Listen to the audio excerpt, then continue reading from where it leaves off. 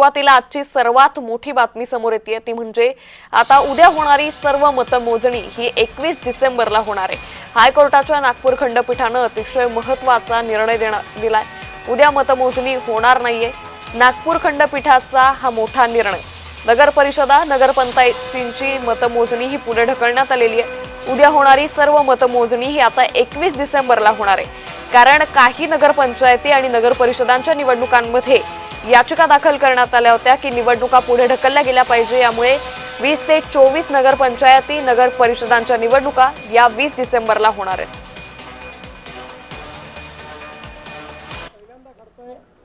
की घोषित केलेल्या निवडणुका पुढे चाललेल्या आहेत, त्याचे निकाल पुढे चाललेले आहेत। मला असं वाटतं की एकूणच ही जी काही सगळी पद्धती आहे ही पद्धती काही फार योग्य वाटत नाही। अर्थात खंडपीठ स्वायत्त आहे, त्यांनी निकाल दिला तो सगळ्यांना मान्य करावा लागेल। इलेक्शन कमिशनही स्वायत्त आहे, पण यातनं जे उमेदवार आहेत, जे मेहनत करतात, इतके दिवस प्रचार करतात, त्या सगळ्यांना एक प्रकारे त्याचा भ्रमनिरास होतो आणि सिस्टीमच्या फेलियरमुळे त्यांची काही चूक नसताना त्या ठिकाणी अशा पद्धतीनं या सगळ्या गोष्टी होणं काही योग्य नाहीये। त्यामुळे आता ही अतिशय महत्त्वाची घडामोड आत्ताच्या घडीची म्हणावी लागेल। हायकोर्टाच्या नागपूर खंडपीठाने हा अतिशय महत्त्वाचा निर्णय दिलेला आहे। त्यामुळे 20 डिसेंबरच्या मतदान प्रक्रियेनंतर आता ही मतमोजणी केली जाईल। त्यामुळे एकंदरीतच सगळ्या निवडणुकांची मतमोजणी ही आता 21 डिसेंबरला होणार आहे।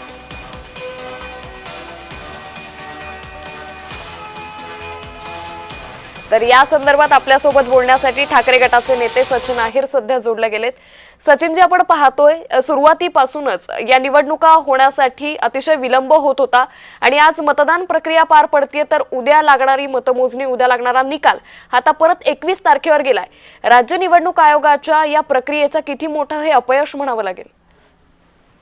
गेल्या अनेक दिवसापासून जो चाललेला जो सावळ गोंधळ आहे आणि गेल्या वारंवार आम्ही ह्याबद्दलची मागणी करतोय, आरडाओरड करतोय की बाबा कशा प्रकारे या निवडणूक हायजॅक केले जात आहेत प्रशासनाचा गैरवापर करून। मला असं वाटतंय हा निर्णय हा एका प्रकारे प्रशासन, निवडणूक आयोग आणि शासनालाच चपराक आहे। त्याला कारण असं आहे की आपण बघता की ही वेळ का यावी। एकतर नगर परिषदेच्या निवडणुकीमध्ये काही स्थगिती देण्याचं काम केलं गेलं।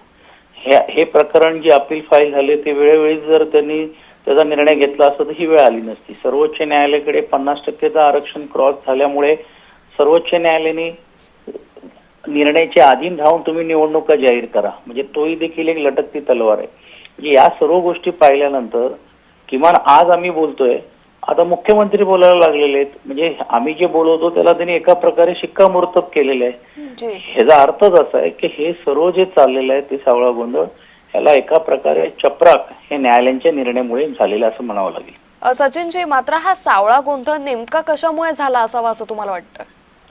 नाही, काय आलंय की अपील जे त्यांनी जे फाईल करून घेऊन कोर्टाकडे केलं होतं त्यांनी कोर्टाच्या नजरेत आणून द्यायला पाहिजे होतं किंवा ह्याचा निर्णय लवकर घ्या किंवा त्या पिरियडमध्ये घ्या, ते घेतलेलं नाहीये।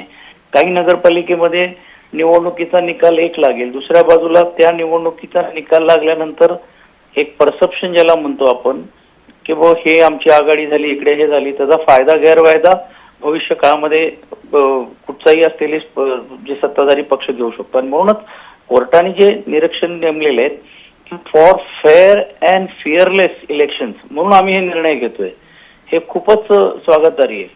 निश्चित धन्यवाद सचिनजी, आपण जय महाराष्ट्रला दिलेल्या प्रतिक्रियेसाठी। त्यामुळे प्रशासनाचा, राज्य निवडणूक आयोगाचा अतिशय ढिसाळ कारभार, सावळा गोंधळ हा समोर आल्याचं सचिन अहिर म्हणाले। तर याच सगळ्या संदर्भात काँग्रेस नेते विजय वडेट्टीवार यांनी नेमकी काय प्रतिक्रिया दिली आहे पाहूया। नागपूरच्या खंडपीठाने जो आदेश दिला आणि एकूणच या सगळ्या निवडणुकीचा घोडबंगाल आणि खेळखंडोबा झाल्याचं सगळं पुढे येतो आहे। काय हा पोरखेळ आहे? राज्य सरकार आणि निवडणूक आयोग याला दोनही जबाबदार आहेत। एकीकडे 31 जानेवारीपर्यंत निवडणुका घ्या असं सूर्यकांतच्या जे आता सीजे आहेत त्यांच्या खंडपीठाने हा निर्णय दिला होता, पण घाईघाईमध्ये चुकीचं इंटरप्रिटेशन करून सूर्यकांतजी यांच्या निर्णयाचं चुकीचं इंटरप्रिटेशन केलं गेलं। हे काय निवडणूक आयोगाला माहीत नाही? पण सत्ताधाऱ्यांचा प्रचंड दबाव होता आणि आम्ही 27% आरक्षण ओबीसीला दिलं हे त्यांना लोकांच्या मनात हसून उतरवायचं होतं. अरे हा पोरखेळपणा कशाला करताय तुम्ही? हे सरकार कुठल्या दिशेनं काम करताय? आज निवडणूक आहेत आणि उद्या मतमोजणी होणार होती, ती आता 21 वर गेली. म्हणजे ही संपूर्ण प्रक्रियामध्ये याला जबाबदार निवडणूक आयोग आहे आणि राज्य सरकार सुद्धा आहे. निवडणूक आयोग राज्य सरकारच्या हातचं बाऊल झालेलं आहे. हे आता लपून राहिलेलं नाही, त्यांच्या इशाऱ्यावर काम करते आहे. कदाचित हे सगळे निर्णय 3 दिवसामध्ये चिन्हाचं वाटप किंवा कोर्टाचा निर्णय अपेक्षित होता. कोण सांगितलं तुम्हाला? इतक्या साऱ्या निवडणुका आतापर्यंत झाल्या, पण आधी यापूर्वी अशा पद्धतीनं हा खेळखंडोबा कधीच झालेला नव्हता. हा पहिल्यांदाच झालाय फडणवीस सरकारच्या काळात.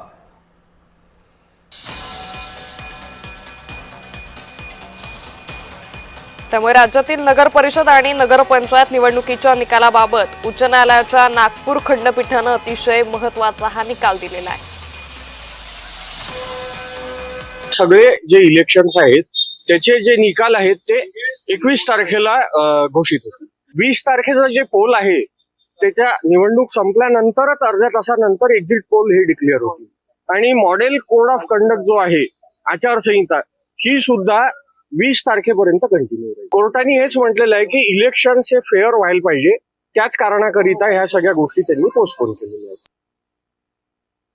कधीच असं स्थानिक स्वराज्य संस्थांमध्ये ही परिस्थिती पाहण्यास मिळाली नव्हती. एवढी गोंधळाची अवस्था, इतके चुकीचे प्रोग्राम आणि किती तुम्ही नागरिकांचे किती हाल करणार, जनतेचे किती हाल करणार, त्या उमेदवारांची काय अवस्था होणार. आणि आता तुम्ही निकाल परत 21 तारखेला ठेवलेला आहे. एक तर लोकांमध्ये ईव्हीएमच्या बाबतीत प्रचंड शंका आहे. आता ती कोण राखण करण्याची परिस्थिती होऊन बसणार आहे. हे सगळं दुर्दैवानं मेस आहे. आणि एक गोष्ट सांगतो की खंडपीठाने यांना विचारलं होतं निवडणूक आयोगाला का तुम्हाला कसं पाहिजे, तुम्हाला 3 तारखेला पाहिजे की 21 तारखेला. यांनी 21 तारीख सांगून मोकळे झालेत असं दिसतंय.